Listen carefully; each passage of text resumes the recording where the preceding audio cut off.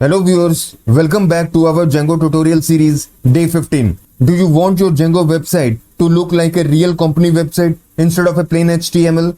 So in today's session, we would be transforming our basic Django website into a modern, professional and fully responsive website using two of the Bootstrap's most popular components, the navbar and the carousel. Before we begin, I have a small request. If you find this video helpful, please hit the like button, leave a comment, share it with others, and if you are new to this channel, please don't forget to subscribe.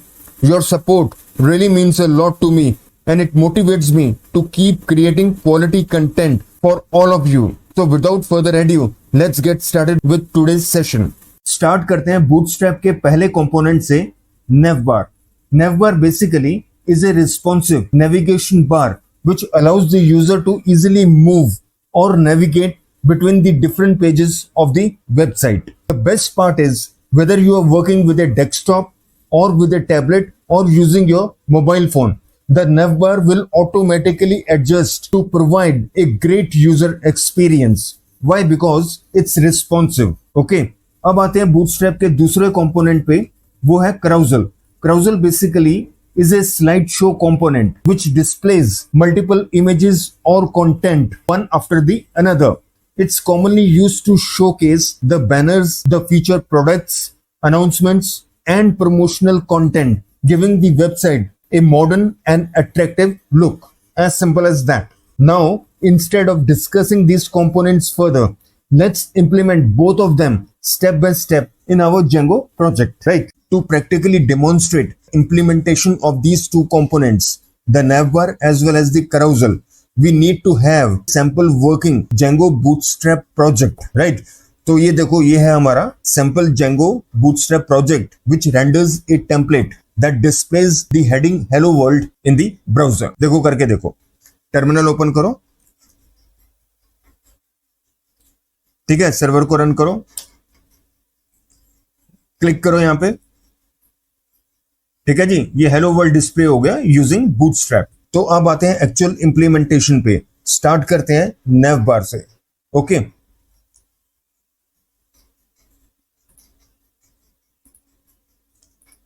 यहां पे tab में bootstrap खोलो, getbootstrap.com. इसमें आ जाओ आप docs में. अब यहां पे क्लिक करोगे डॉक्स में, ठीक है जी, यहां क्लिक करना है, क्लिक करो. हमें आना है इसमें, ये कंपोनेंट्स. कंपोनेंट्स के अंदर थोड़ा नीचे स्क्रॉल करो, आपको navbar मिल जाएगा. ये रहा, हियर इज द navbar, ठीक है. इसको इंप्लीमेंट हमें करना है, ठीक है. इस पे क्लिक करो, ठीक है. ये थोड़ा इसका डॉक्यूमेंटेशन है, जस्ट गो थ्रू दिस, एक बहुत अच्छा आइडिया हो जाएगा आपको. ये रहा हमारा navigation bar which we need to implement in our Django Bootstrap project. navbar component के ये सारे मेन्यू आइटम्स हैं. पहला मेन्यू आइटम है navbar, दूसरा है होम, अगला है लिंक, फिर है ड्रॉप डाउन. इसके सब मेन्यूज हैं action, another action, something else here. Next menu item है डिसेबल्ड, ये इनपुट सर्च फील्ड है ऑफ द टाइप सर्च, और ये हमारा सर्च बटन है. तो ये सारे मेन्यू आइटम्स हैं हमारे navbar कंपोनेंट के.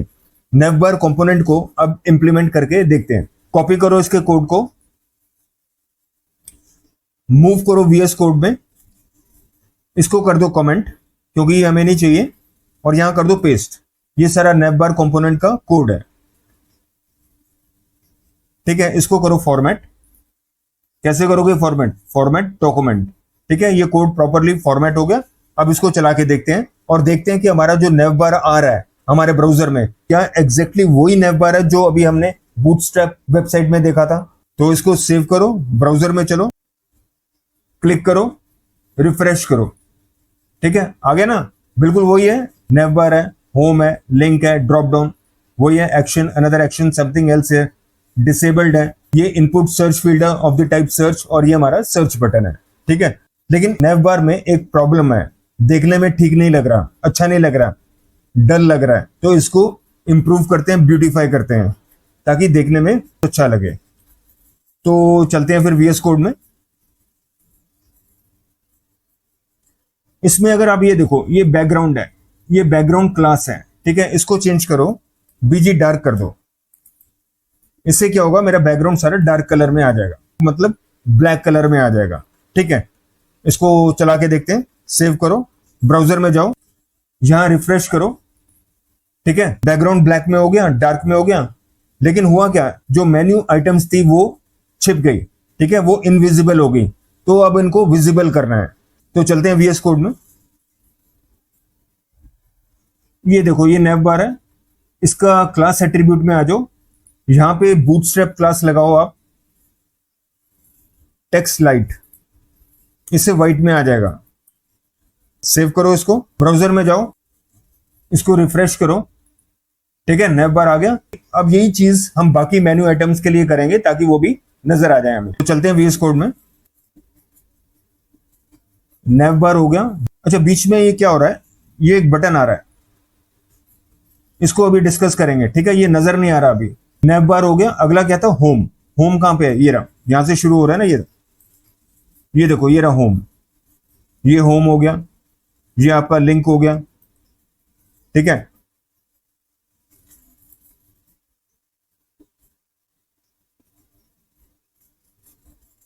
ये देखो, ये ड्रॉप डाउन हो गया आपका।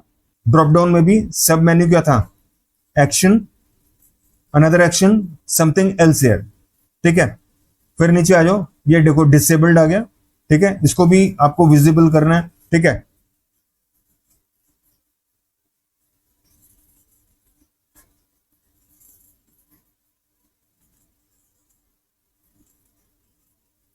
अब ये जो मेन्यू आइटम है आपकी, होम है, ठीक है, लिंक है, इसमें एक क्लास कॉमन है, कौन सी, नेवलिंक, ठीक है। ये देखो नेवलिंक, यहां पे भी नेवलिंक है। आगे जाओगे आप, ड्रॉप डाउन में भी आपको नेवलिंक मिल जाएगा। तो इसको पकड़ के आप इजिली टेक्स्ट लाइट वाली क्लास ऐड कर सकते हो। यहां पे आ जाओ, इसको करो हाईलाइट, क्या करोगे, कंट्रोल शिफ्ट एल, ठीक है, मल्टी कर्सर आ गए आपके, यहीं पे लिख दो यार, टेक्स्ट लाइट, ठीक है जी। तो हो गया सारी जगह टेक्स्ट लाइट, ठीक है। चेक करते हैं, सेव करो, इसको रिफ्रेश करो, ठीक है, सारी मेन्यू आइटम्स आ गई आपकी, लेकिन ये ग्रीन में है, ठीक है, इसको भी चेंज करना है, क्योंकि हमें देखो यूनिफॉर्मिटी लानी है ना। ये अगर व्हाइट में आ रहा है तो ये भी सारे व्हाइट में आना चाहिए, तो इसको भी चेंज करते हैं। ये नीचे आ जाओ, ये देखो, ये फॉर्म है, इसी में डिफाइंड है सब कुछ। ये देखो, ये क्लास की वजह से गड़बड़ हो रही है, सक्सेस मतलब ग्रीन होता है, ये जो सक्सेस है ये होता है ग्रीन, ठीक है। इसको कर दो लाइट, क्योंकि बाकियों के लिए भी हमने टेक्स्ट लाइट किया ना, तो इसका भी कर दो लाइट। सेव करो, ब्राउजर में इसको रिफ्रेश करो, ठीक है, ये देखो हो गया, ठीक, ग्रीन निकल गया आपका, वो सक्सेस निकल गया, ठीक है। अब नेवर की जगह आप चेंज कर सकते हो कुछ, जो भी कंपनी की वेबसाइट है उसका नाम यहाँ पे आप डाल सकते हो, ठीक है। चलो करते हैं चेंजेस को, ऊपर आ जाओ,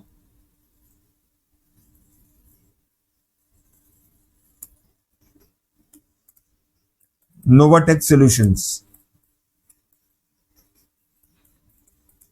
चेक करते हैं, ये रिफ्रेश करो, नोवाटेक सॉल्यूशंस आ गया। तो कंपनी का नाम हमने सक्सेसफुली इंक्लूड कर लिया। इस नैव बार में अभी भी एक शॉर्टकमिंग है, वो शॉर्टकमिंग ये है कि जितने भी मेन्यू आइटम्स हैं इनका फॉन्ट साइज और फॉन्ट वेट थोड़ा कम है। तो अब क्या करेंगे, using bootstrap classes font size और फॉन्ट वेट हम थोड़ा सा बढ़ाएंगे। साइमल्टेनियसली ये जो बैकग्राउंड कलर है ब्लैक, इसको भी हम चेंज करेंगे using custom CSS classes, not by using bootstrap classes. तो इससे एक चीज डिमॉन्स्ट्रेट हो जाएगी कि जेंगो बूटस्ट्रैप प्रोजेक्ट में जरूरी नहीं कि हम सिर्फ एक्सक्लूसिवली बूटस्ट्रैप क्लासेस ही यूज करें, हम कस्टम CSS क्लासेस भी इंक्लूड कर सकते हैं, ठीक है। तो स्टार्ट करते हैं ये दोनों चेंजेस, एक फॉन्ट साइज और फॉन्ट वेट बढ़ाने का और एक बैकग्राउंड कलर चेंज करने का यूजिंग कस्टम CSS क्लास। तो चलते हैं VS कोड पे। तो पहले फॉन्ट साइज और फॉन्ट वेट के चेंजेस को इंप्लीमेंट करते हैं, ओके। अब ये देखो मेरा कंपनी का नाम है, इसका चेंज करते हैं फॉन्ट साइज और फॉन्ट वेट। फॉन्ट साइज कर दो 2, इसकी जो वैल्यूज होती हैं वो 1 से लेकर 5 तक होती हैं, 5 तक होती हैं। ठीक है, आप कोई भी value as per the requirement choose कर सकते हो। मैंने 2 किया और बोल्ड भी कर दो इसको। ठीक है, ये तो हो गया हेडिंग। अब आते हैं इसके दूसरे मेन्यू आइटम्स पे। वो हमें पता है किससे कनेक्टेड है, नेवलिंक से। तो इसको सेलेक्ट करो, कंट्रोल शिफ्ट एल करो, मल्टी कर्सर खुल गया। अब वही चेंजेस लिख दो, फॉन्ट साइज 2 और फॉन्ट वेट बोल्ड। ठीक है जी, इसको सेव करो। लास्ट में आ जाओ वो सर्च वाले, वो सेम चेंजेस यहां पे भी अप्लाई करने हैं। ये रहा FS2 फॉन्ट वेट बोल्ड, यहां पे भी कर दो FS2 फॉन्ट वेट बोल्ड। ठीक है, इसको सेव करो, ब्राउजर में चलो, रिफ्रेश करो to see if the changes have taken effect. हो गया जी, देखो सबका फॉन्ट साइज और फॉन्ट वेट चेंज हो गया। ठीक है, तो एक चीज हमारी कंप्लीट हुई और दूसरी क्या रह गई, इसका बैकग्राउंड अब चेंज करना है। इसके लिए हम VS कोड में चलते हैं, वहां पे एक कस्टम CSS क्लास डिफाइन करेंगे जिसको अप्लाई करके हम इस नैव बार का बैकग्राउंड कलर चेंज करेंगे। ठीक है, तो एक फोल्डर क्रिएट करते हैं स्टैटिक। इसके अंडर एक और फोल्डर डिफाइन करो CSS, क्योंकि जितनी भी मेरी कस्टम CSS क्लासेस हैं वो मैं इस फोल्डर के अंडर रखूंगा। अब इसके अंडर एक फाइल क्रिएट करो, इसका नाम रख लो style.css। इसकी अब कोडिंग करो, इसका नाम रखो बैकग्राउंड।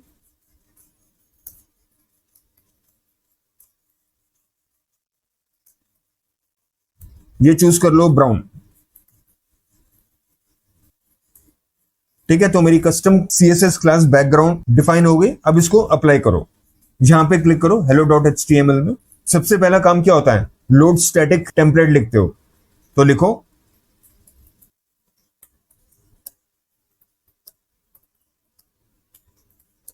यहां पे लिंक एलिमेंट लिखो।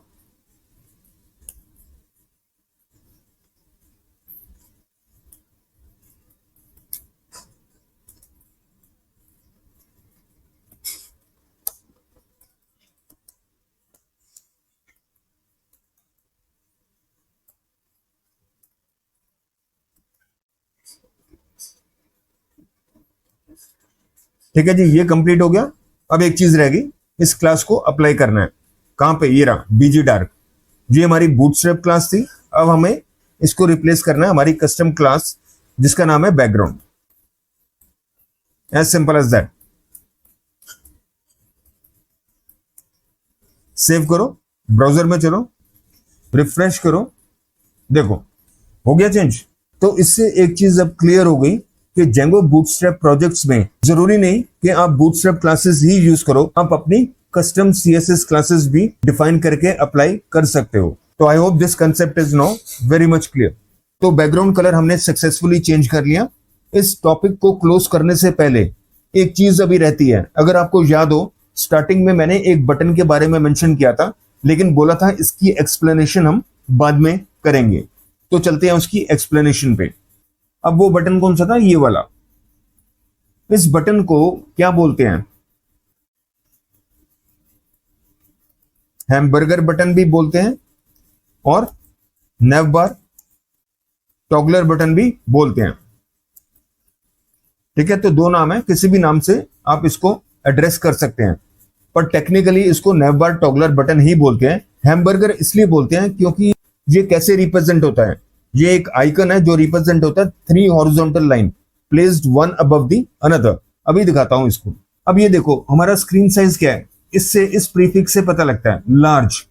ठीक है, बहुत सारे स्क्रीन साइजेस होते हैं, एक्स्ट्रा स्मॉल होता है, स्मॉल होता है, मीडियम होता है, लार्ज होता है, एक्स्ट्रा लार्ज होता है, एक्स्ट्रा लार्ज होता है। ठीक है, अभी ये जो नैव बार हम डिस्प्ले कर रहे हैं ये लार्ज स्क्रीन पे डिस्प्ले कर रहे हैं, इसीलिए इसके सारे जो मेन्यू आइटम्स हैं वो विजिबल हैं। लेकिन अब जैसे मैं स्क्रीन विड्थ को कम करूंगा, रिड्यूस करूंगा, एक पॉइंट ऐसा आ जाएगा कि आपका नैव बार कोलैप्स कर जाएगा।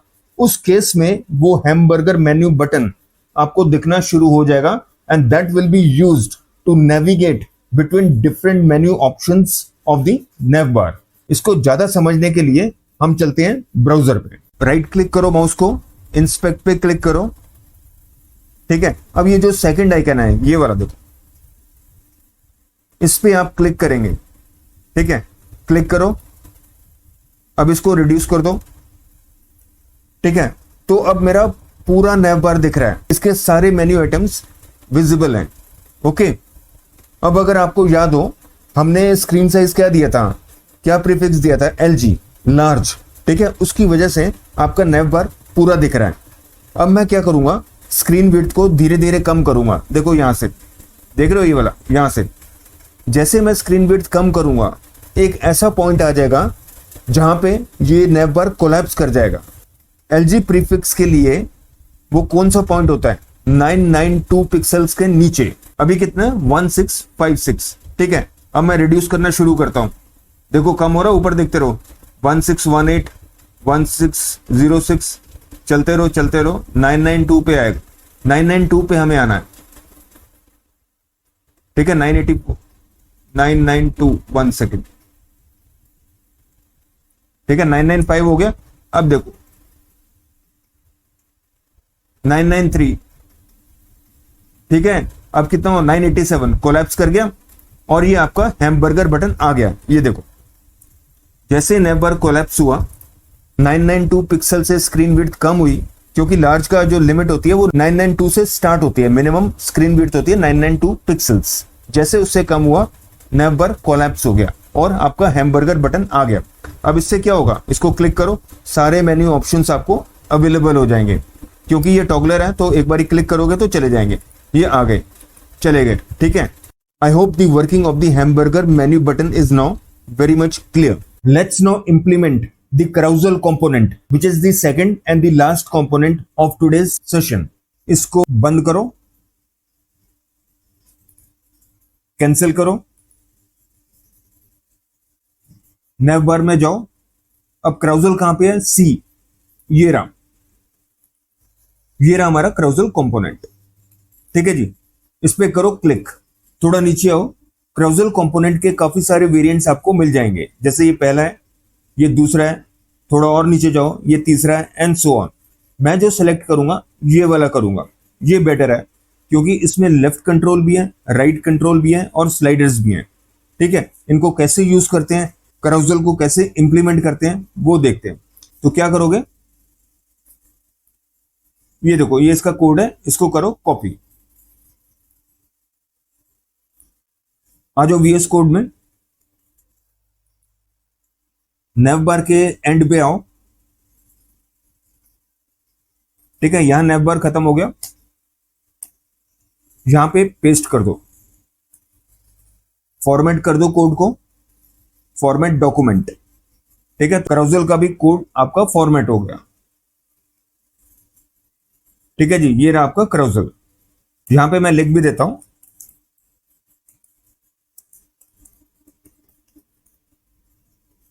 ठीक है। अब कैसे इसको कस्टमाइज करना है वो जरा ध्यान से देखो। अभी फिलहाल कितने बटन्स मिले हैं आपको, 1 2 3, ठीक है। इमेजेस कितनी मिली हैं, देखो 1 2 और ये 3। अब मैं क्या करूंगा, डेमोन्स्ट्रेशन के लिए 5 इमेजेस इंक्लूड करूंगा। इमेजेस मैंने ऑलरेडी कॉपी कर रखी हैं, ये देखो, स्टैटिक में आ जाओ, ये तो CSS है, ये देखो इमेजेस, ये 5 इमेजेस मैंने ऑलरेडी कॉपी कर लिए हैं। अभी तो कितने बटन हैं, 3, मेरे को चाहिए 5, क्योंकि 5 इमेजेस हैं तो इनको कॉपी कर लो।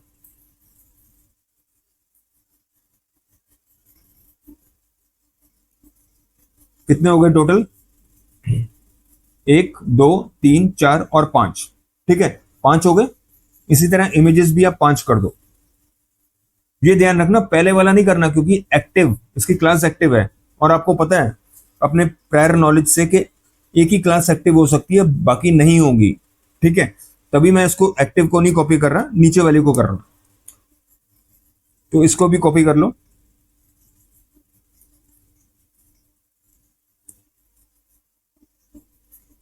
ठीक है जी। कितने इमेजेस हो गए, 1 2 3, 4 और 5। अब ध्यान से देखना क्या क्या आगे मैं कर रहा हूं। अब क्या करेंगे, ये देखो यहाँ पे स्लाइड 1 है ना, ठीक है, ये स्लाइड 2 हो गया आपका, स्लाइड 3 हो गया, ये कितना होगा स्लाइड 4, और ये स्लाइड 5। ठीक है, समझ आ रहा है। और थोड़ा सा इनका इंडेक्स भी होता है, वो भी चेंज करना है आपको। ये देखो यहाँ पे इंडेक्स है, ये वाला part, data BS slide 2, first index 0 होगा, फिर दूसरा 1 होगा, तीसरा 2, और ये 3, और ये 4। 5 इंडेक्सेस हो गए, 0 से शुरू होता है, ठीक है, और एक एक करके आगे बढ़ता है। अब क्या रह गया, इसको भी हमें कंप्लीट करना है। स्टैटिक कहां पड़ा है, इमेजेस में। कौन सी image, image 1 dot JPG,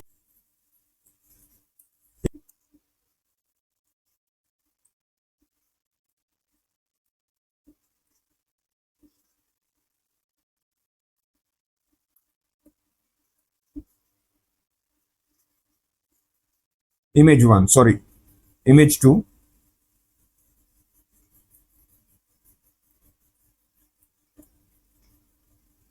image 3,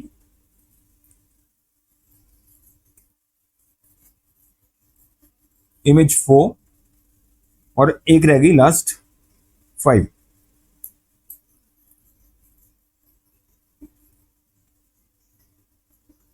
ठीक है जी, चेंजेस हमारे कंप्लीट हो गए। अब एक बार इसको चला के देखते हैं। ब्राउजर में चलो, यहां पे क्लिक करो और इसको रिफ्रेश करो।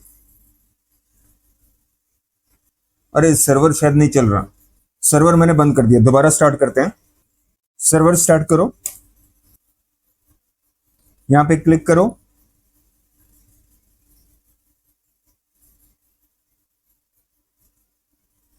ये देखो इमेजेस आ गई, ये आपकी पहली इमेज है। दूसरा बटन पे क्लिक करो, दूसरी इमेज मिल जाएगी। तीसरे स्लाइडर बटन पे क्लिक करो, आपको तीसरी इमेज मिल जाएगी। चौथे पे क्लिक करो, चौथी इमेज। पांचवें पे पांचवी इमेज। अब ये देखो एंगुलर बटन्स भी हैं, ये राइट एंगुलर और ये लेफ्ट एंगुलर, इससे भी आप इमेजेस व्यू कर सकते हो। ये फॉरवर्ड मूवमेंट है, ठीक है, फर्स्ट, सेकंड, थर्ड, फोर्थ। नीचे भी देखते रहो, स्लाइडर हाईलाइटेड होगा, ठीक है। ये देखो फिफ्थ वन, ठीक है। अब ये क्या होता है, ये सर्कुलर मूवमेंट है, क्लॉकवाइज और एंटी क्लॉकवाइज, क्लॉकवाइज और एंटी क्लॉकवाइज। अब जैसे अब यहां पे करूंगा, ये फर्स्ट से शुरू हो जाएगा, यहां से करूंगा उल्टा शुरू हो जाएगा, उल्टी मूवमेंट हो जाएगी, एंड सो ऑन। तो कंट्रोल्स आपको क्लियर है। लेकिन अब इस इंटरफेस में एक प्रॉब्लम है, जो इमेज है वो डिवाइस से बाहर जा रही है। यहाँ पे देखो वर्टिकल स्क्रॉल बार आपको मिल रहा है, क्योंकि जब आप ऐसे देख रहे हो आपको जो नेव बार है वो नहीं दिख रहा, ठीक है। अगर नेव बार देख रहे हो तो ये जो स्क्रॉलर बटन से नीचे वो नजर नहीं आ रहे। इमेज की जो डायमेंशंस हैं वो हमें सेट करनी पड़ेंगी, विड्थ और हाइट। अगर आपने कोड ध्यान से देखा हो, विड्थ ऑटोमेटिकली सेट है। देखो ये देखो, ये कोड आ गया आपका, ये देखो ये इमेज है ना, ये देखो बूटस्ट्रैप क्लास लगी है W100। इसका मतलब क्या हुआ, ये जो इमेज है it will occupy the full width of the parent container, इसीलिए आपको हॉरिजॉन्टल स्क्रॉल बार नहीं मिल रहा, ठीक है। विड्थ में कोई इशू नहीं है, हाइट की सेटिंग यहाँ पे नहीं हुई। हाइट को सेट करने के लिए एक पॉसिबल सोल्यूशन ये है कि हम एक कस्टम CSS क्लास डिफाइन करते हैं और उस क्लास को इमेज पे अप्लाई करते हैं, ताकि वो सेट लिमिट से बाहर ना जाए, ठीक है। तो लिखते हैं अपनी कस्टम CSS क्लास, क्लास का नाम हम रखते हैं हाइट सेटअप, ठीक है। ये कर देते हैं व्यू पोर्ट का 80%। अगर आपको इमेज को क्रॉप करना है उसका भी एक तरीका है, क्या लिखोगे, ऑब्जेक्ट फिट कवर, इससे आपकी इमेज क्रॉप हो जाएगी, ठीक है। पर अभी मैं इसको कमेंट कर रहा हूं, सिर्फ हाइट की सेटिंग करके देखते हैं। इसको सेव करो, कोड में आ जाओ। अब ये जहां पे ये W100 लिखा है इसको सेलेक्ट कर लो, कंट्रोल शिफ्ट L करो, यहां पे लिखो हाइट सेटअप,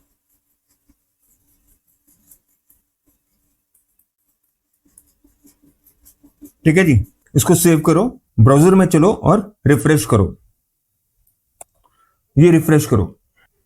ठीक है, देखो इमेज आ गई पूरी, विड्थ भी सही आ गई और हाइट भी 80% ऑफ द व्यू पोर्ट मिल गई। ठीक है, अब देखो ये क्लिक करो, second button, third, fourth and fifth. ठीक है, यहां पे भी क्लिक कर लो।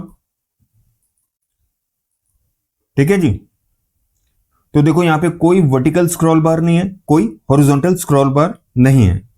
ठीक है, अब एक बार इमेज क्रॉप वाला भी देख लो फंडा। CSS में आओ, इसको अनकमेंट करो। ठीक है, सेव करो, इसको रिफ्रेश करो, देखना चेंज, देख रहे हो, इमेज अब आपकी क्रॉप हो गई है।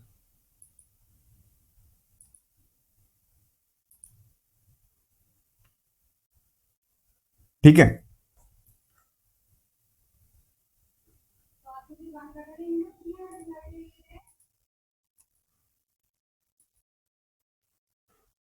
ठीक है, तो I hope this whole process is now very much clear. अब साइन ऑफ करने से पहले मैं आपको एक चीट शीट दिखाता हूं, ये बहुत आपके लिए हेल्पफुल रहेगी। आप भी प्लीज इसको प्रिपेयर करना इसी लाइंस पे जैसे मैंने प्रिपेयर किया है। देखो ये रही cheat sheet, here it is. इसमें मैंने क्या किया है, जितने भी कॉमनली यूज CSS कमांड्स हैं वो यहां पे मैंने लिस्ट आउट कर दिए हैं। जैसे बैकग्राउंड कलर हुआ, राइट, उसके इन सब के जो इक्विवेलेंट्स बूटस्ट्रैप कमांड्स हैं वो यहां पे मैंने लिस्ट आउट कर दिए हैं। ठीक है, BG primary subtle, BG secondary subtle, BG success subtle and so on. ठीक है, कलर के जो इक्विवेलेंट बूटस्ट्रैप कमांड्स हैं वो सारे ये रहे, text primary emphasis, text secondary emphasis. ये प्लीज सारे आप ट्राई करना। ठीक है, ये देखो, फिर ये टेक्स्ट के आगे टेक्स्ट लाइंस आ गए। ठीक है, text centre, text starts, text and. Okay, फिर ये पैडिंग के कुछ कमांड्स हैं, ये मार्जिन के हैं, ये डिस्प्ले के हैं, ये डिस्प्ले फ्लेक्स के हैं, जस्टिफाई कंटेंट के हैं, अलाइंज आइटम्स के हैं, अलाइनमेंट्स के हैं। ठीक है, ये बटन्स के हैं, राइट। तो जितने भी कॉमनली यूज कमांड्स हैं वो मैंने सारे लिस्ट आउट यहाँ पे कर दिए हैं। आप भी इसी तरह सिमिलर लाइंस पे प्रिपेयर करना। ये सारी चीज बहुत यूजफुल होगी when actually you sit down and work on the projects at your work place. मैं भी इस शीट को हेवीली यूज करता हूँ अपने प्रोजेक्ट्स के लिए, right. So you also do the same. तो ठीक है यार, बहुत कुछ कर लिया आज के सेशन में, तो यहाँ क्लोज करते हैं सेशन को। Thanks for watching and see you in the next session.